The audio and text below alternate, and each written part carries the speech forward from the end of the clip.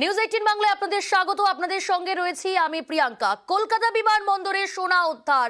বিমানবন্দরে সোনা নিয়ে ধৃত এক। কলকাতা বিমানবন্দরে বিপুল পরিমাণের সোনা উদ্ধার। বিমানবন্দরের যাত্রীর থেকে বাজেয়াপ্ত করা হয়েছে সেই বিপুল সোনা। আমাদের সঙ্গে রয়েছে প্রতিনিধি অনুপ। অনুপ, কি খবর রয়েছে এই বিষয়ে? কলকাতা বিমানবন্দরে আবারও সোনা উদ্ধার। 1 কেজি 401 গ্রাম সোনা উদ্ধার হয়েছে। বাজার মূল্য 1,29,00,000 টাকা। মূলত এই সোনা যখন একেবারে দুবাই থেকে এক ব্যক্তি যাত্রী যখন ফ্লাইটে করে ফ্লাই এমিরেটসের বিমান EK 570 এই বিমানে করে কলকাতায় অবতরণ করে, এর আগে ডিআইএর কাছে খবর ছিল এই ব্যক্তি কিন্তু একেবারে দুবাই থেকে সোনা পাচার করে কলকাতায় নিয়ে আসছে। এবং তৎক্ষণাৎ কিন্তু এই যে ব্যক্তি অর্থাৎ যে যাত্রী, ভারতীয় যাত্রী মোহাম্মদ মহসিন মেহমুদ আলম, তাকে কিন্তু আটক করা হয়, জিজ্ঞাসাবাদ করা হয়।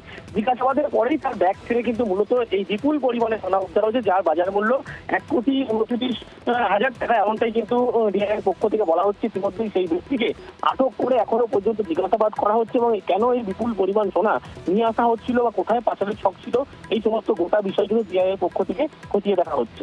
প্রিয়াঙ্কা, ধন্যবাদ অনুপ।